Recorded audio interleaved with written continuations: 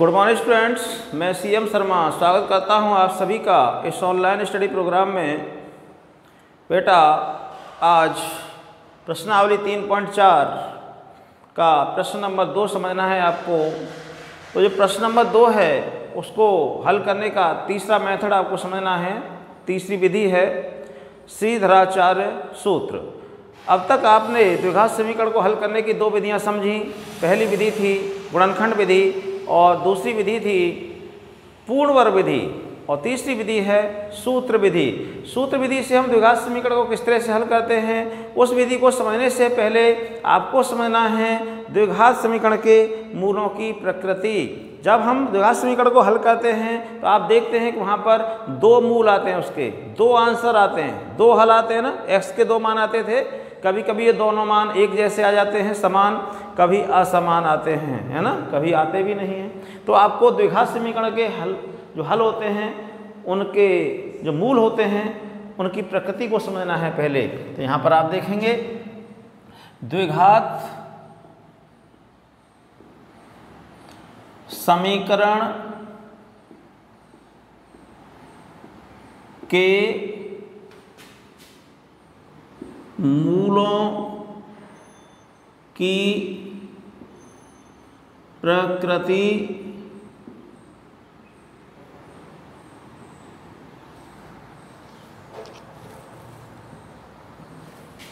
द्विघात समीकरण के मूलों की प्रकृति।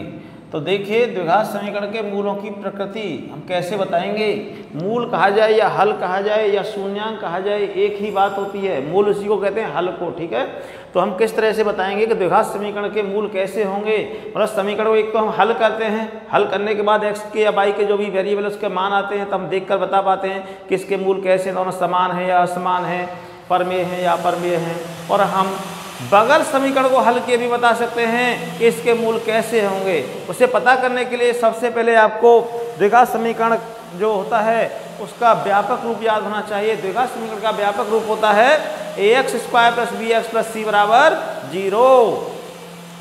और उसके बाद जब आपको मूलों की प्रकृति पता करनी हो तो आप सबसे पहले द्विघात समीकरण जो दिया हुआ है उसका विविक्त कर ज्ञात करेंगे। और विविक्त कर क्या होता है, देखिए ये तो होता है द्विघात समीकरण का जनरल रूप ax² + bx + c = 0। ये द्विघात समीकरण का व्यापक रूप होता है और इसका हम विविक्त कर ज्ञात करें।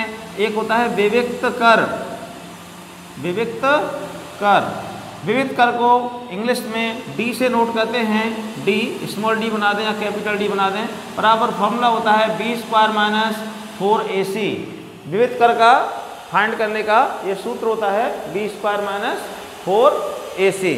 इस सूत्र से आप विविक्त कर ज्ञात करेंगे।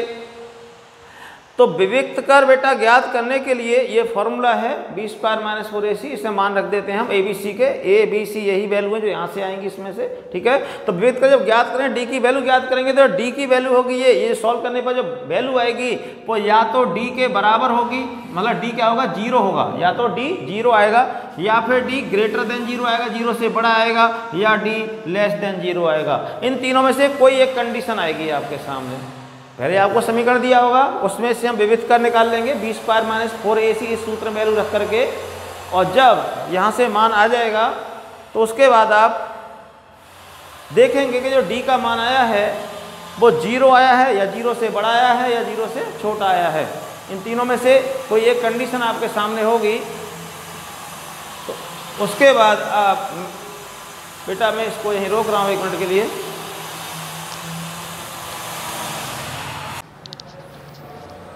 हाँ बच्चों, तो देखिए यहाँ पर आपको द्विघात समीकरण का व्यापक रूप आपको दिया हुआ होगा, नहीं दिया हो तो पहले व्यापक रूप में इससे बदल लेंगे समीकरण को। उसके बाद d ज्ञात करेंगे, विविक्त कर d ज्ञात करने का सूत्र है b² - 4ac। इसमें आप abc के मान इसमें देख करके रख देंगे। तो जो d का मान है वो या तो 0 आएगा या 0 से बड़ा आएगा, > 0, या फिर 0 से छोटा आएगा। ठीक है, फिर हम इसको d की वैल्यू को देख करके बताएंगे कि इसके जो मूल होंगे वो किस तरह के होंगे। देखिए यहाँ पर मूलों की प्रकृति ज्ञात करने के लिए 3 नियम हैं। सबसे पहला है नंबर 1, यदि विविक्त कर द्विघात समीकरण का विविक्त कर d बड़ा होगा 0 से तो द्विघात समीकरण के मूल द्विघात समीकरण के मूल वास्तविक और असमान होंगे। असमान होंगे, असमान का मतलब भिन्न भिन्न होंगे, दो तरह के होंगे, ठीक है। और नंबर 2 है कि यदि विविक्त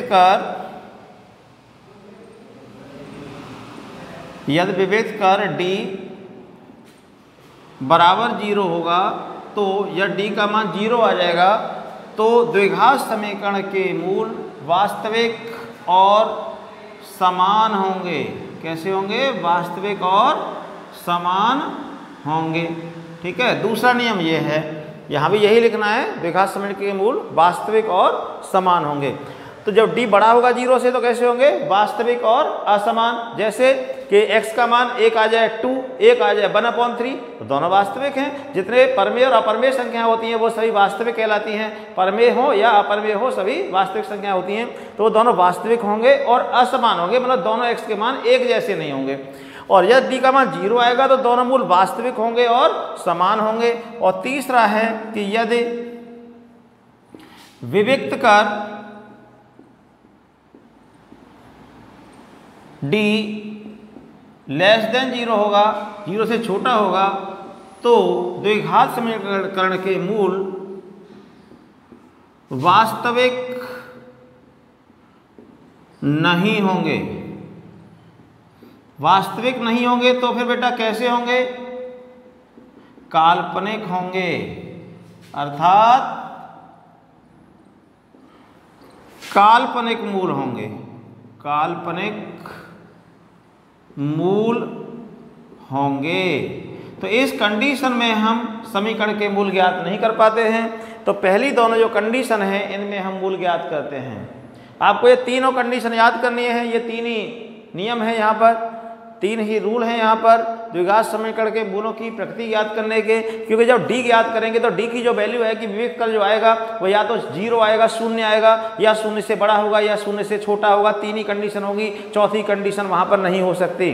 तो यह d की वैल्यू 0 आएगी तो दोनों मूल वास्तविक और समान होंगे। यह d का मान 0 से बड़ा आएगा तो दोनों मूल वास्तविक और असमान होंगे। और यह d का मान छोटा आएगा 0 से छोटे नंबर कौन से होते हैं? जितने नंबर माइनस में होते हैं वो सभी 0 से छोटे होते हैं। तो d का मान यदि <0 आएगा, 0 से छोटा आएगा, तब दोनों मूल वास्तविक नहीं होंगे, अर्थात वो मूल कैसे होंगे? काल्पनिक होंगे, ठीक है। तो यहाँ पर जब फर्स्ट 2 कंडीशन है, दोनों में से कोई कंडीशन आपके सामने आएगी तो आप उसके मूल ज्ञात करेंगे। और यदि d छोटा आ जाएगा 0 से तो आप उसके मूल ज्ञात नहीं करेंगे, वो काल्पनिक मूल होंगे, ठीक है। अब हम प्रश्नावली की ओर बढ़ते हैं और इसको यहाँ से रफ कर देते हैं। देखिए, इसको कर देते हैं रफ और आप समझेंगे प्रश्नावली 3.4 का प्रश्न नंबर 2। अब आपके सामने इस चैप्टर में कोई प्रॉब्लम नहीं आएगी, क्योंकि प्रश्नावली 3.4 में भी यही रूल लगेंगे और आगे जो एक्सरसाइज 3.5 आएगी वहाँ भी यही रूल अप्लाई होंगे। देखिए, प्रश्न है प्रश्न नंबर 2 का फर्स्ट पार्ट है। समीकरण को नोट कर लेते हैं। 2x² - 2√2x + 1 = 0। ये द्विघात समीकरण है। प्रश्न में लिखा है निम्न द्विघात समीकरणों के मूल यदि उनका अस्तित्व है तो श्रीधराचार्य विधि द्वारा द्विघात सूत्र का उपयोग करके उन्हें ज्ञात कीजिए, ठीक है। तो जो सूत्र है वो भी हम इसी क्वेश्चन में समझा देंगे। तो यह है द्विघात समीकरण। सबसे पहले आप यहाँ पर लिखेंगे दिए हुए समीकरण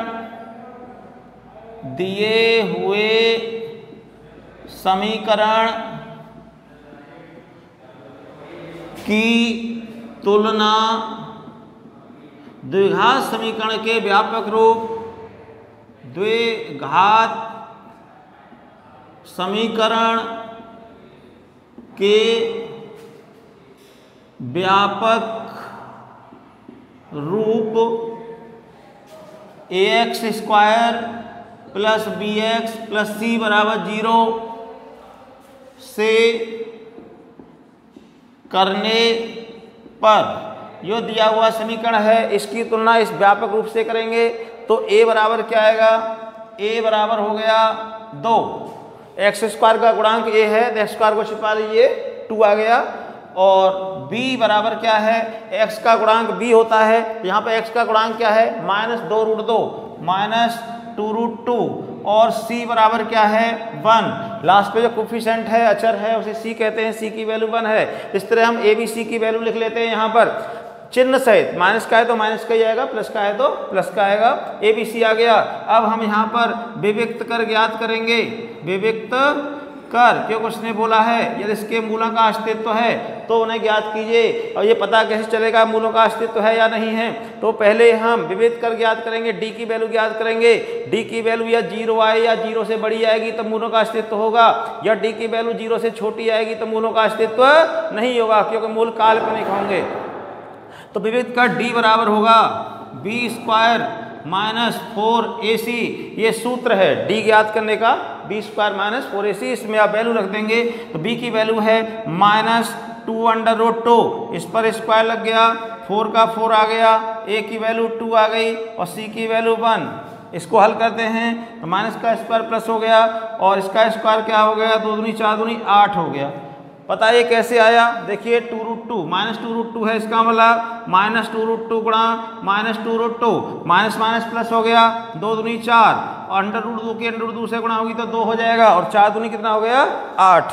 इस तरह से इसका जो स्क्वायर है वर्ग है वो 8 आ गया, -4 दूनी 8 तो बराबर कितना आया 0 आ गया। d की वैल्यू क्या आई 0 आई है, बिकॉज d बराबर 0 है, इसका मतलब मूलों का अस्तित्व है। तो दोनों मूल कैसे होंगे, इसके समान होंगे, वास्तविक और समान होंगे। चूंकि d बराबर 0 है इसलिए दिए हुए समीकरण के दोनों मूल वास्तविक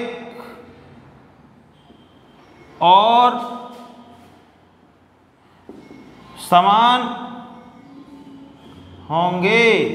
दोनों मूल कैसे होंगे, वास्तविक और समान होंगे। यदि यहाँ पर 0 से छोटा नंबर आते से मान लो -7 आ जाता तो हम यहाँ पर लिख देते, चूंकि d छोटा है 0 से इसलिए दिए हुए समीकरण के तो मूल काल्पनिक होंगे, वास्तविक नहीं होंगे। फिर उसके बाद हम समीकरण को हल नहीं करेंगे, एंड हो जाएगा यहीं पर, आगे कुछ नहीं करना है। लेकिन यह d का मान 0 आ रहा है या 0 से बड़ा आ रहा है तो आपको इसके मूल ज्ञात करने होंगे, मतलब x का मान ज्ञात करना है। तो इसमें तो 0 आया है इसलिए इसका मतलब इसका हल ज्ञात करना है। तो हल कैसे ज्ञात करेंगे, तो उसे ज्ञात करने के लिए अब आपको यहाँ पर श्रीधराचार्य सूत्र अप्लाई करना है, श्रीधराचार्य सूत्र लगाना है, क्योंकि प्रश्न में दिया हुआ है श्रीधराचार्य विधि द्वारा द्विघात सूत्र का उपयोग करके इसके मूल ज्ञात कीजिए। तो बेटा मैं इसे यहाँ से रफ कर लेता हूँ, या रफ कर देंगे तो फिर देखेंगे कहाँ से, इसलिए ऊपर से क्वेश्चन को रफ कर देते हैं। ठीक है, इतने क्वेश्चन को हम रफ कर लेते हैं, यहाँ से ABC का मान लिखा रहेगा अपना, इसको रफ कर लेते हैं और यहाँ पर लिखते हैं श्रीधराचार्य सूत्र से या द्विघात सूत्र का उपयोग करते हुए श्रीधराचार्य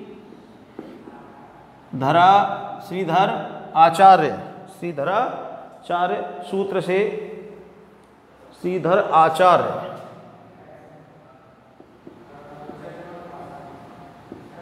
सूत्र से x बराबर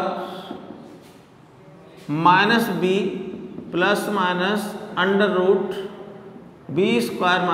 - 4ac upon 2a।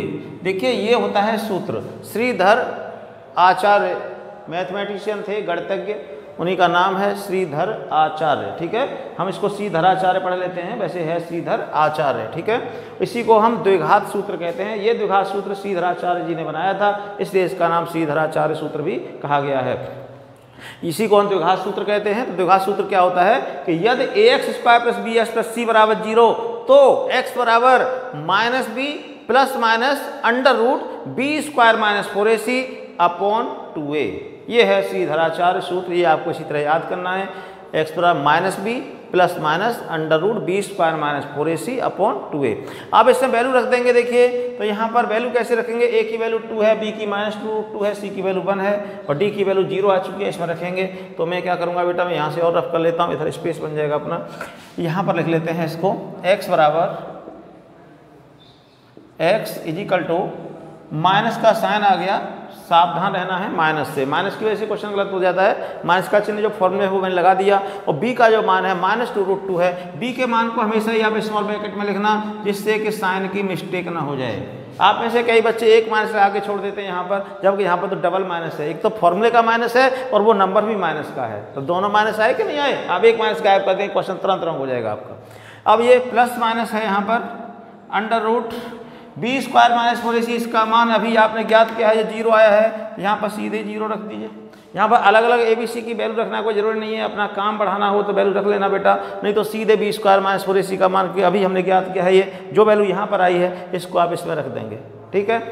Upon 2a, 2 का 2 आ गया, a की वैल्यू 2 है तो ये 2 आ गया, a की वैल्यू 2 है। इसको हल करते हैं, माइनस की माइनस से गुणा होगी तो प्लस हो जाएगा, 2 अंडर रूट 2 प्लस माइनस 0 बटा 4, 4 आ गया, 0 का वर्गमूल 0 ही रहेगा।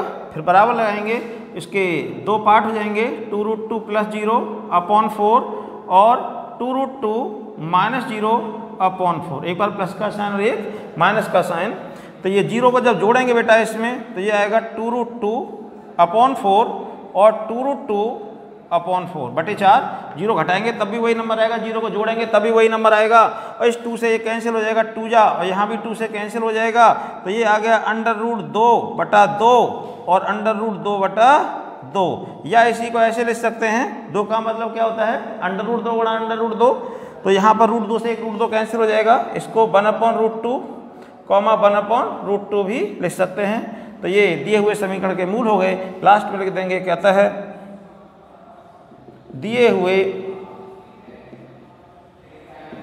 समीकरण के मूल x बराबर 1/√2 और x बराबर 1/√2 हैं। अब आप देखेंगे यहाँ पर हमने d का मान निकाला था, वो 0 आया था, तो दोनों मूल कैसे होंगे, वास्तविक और समान होंगे। तो दोनों मूल देख लीजिए, दोनों मूल वास्तविक हैं और समान हैं।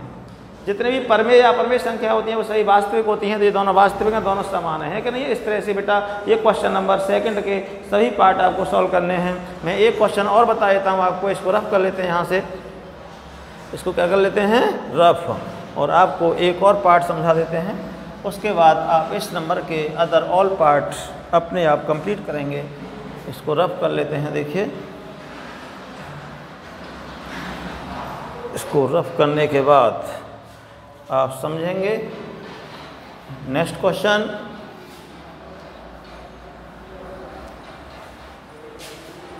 एक क्वेश्चन और नोट कर लेते हैं।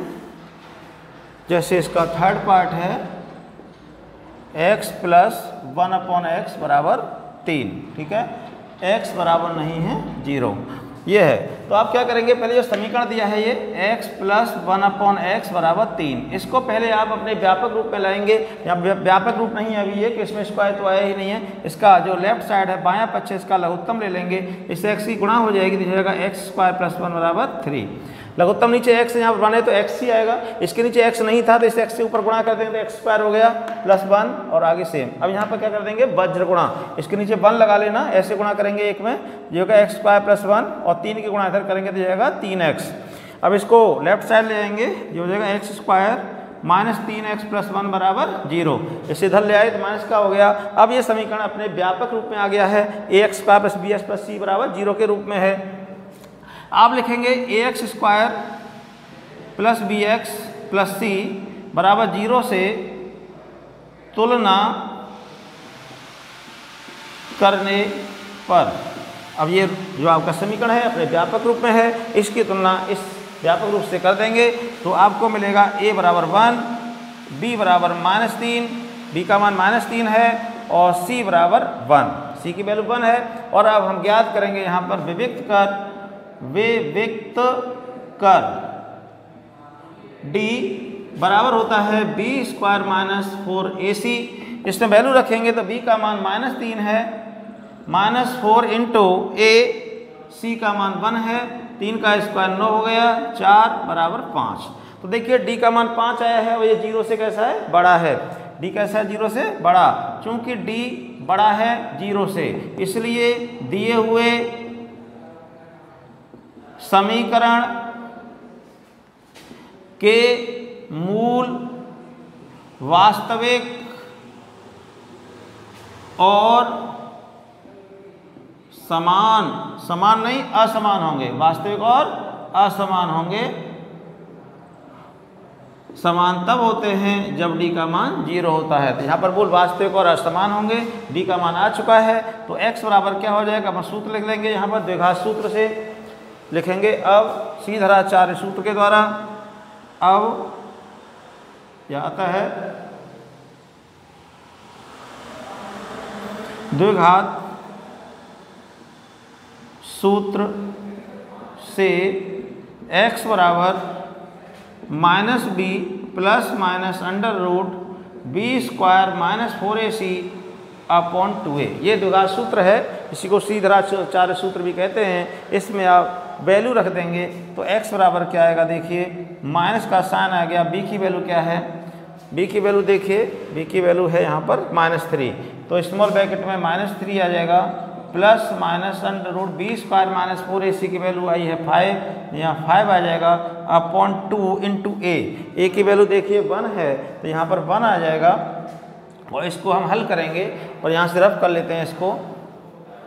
तो हल करने पर देखिए क्या मिलेगा आपको, x बराबर माइनस इंटू माइनस प्लस का 3 हो गया, प्लस माइनस अंडर रूट 5/2, ठीक है। इसको आप यही आंसर छोड़ देंगे, ये आंसर हो गया। क्योंकि ये इरेशनल नंबर है, ये तो इसमें ऐड होगा ही नहीं। या फिर ऐसे लिख सकते हैं x बराबर 3 प्लस रूट 5/2 और 3 माइनस रूट 5/2। एक बार प्लस का साइन, एक बार माइनस का साइन, और ये हो गया इसका आंसर। आया समझ में? तो बेटा आज का वर्क यही रहेगा। और अब आपको इस एक्सरसाइज 3.4 के सेकंड नंबर के अदर ऑल पार्ट सॉल्व करने हैं। एक पार्ट है इसका जिसमें 6th नंबर है 1/x - 1/x - 2 बराबर 3। इसमें पहले लेफ्ट साइड का बाएं पक्ष का लघुत्तम ले लेना, उसके बाद वज्र गुणा करके इसको अपने व्यापक रूप में ले आना, द्विघात समीकरण के व्यापक रूप में। उसके बाद आप इस तरह से इसको हल कर लेंगे। ठीक, तो आज की वीडियो में यही रहेगा। Thank you very much. Okay, bye bye.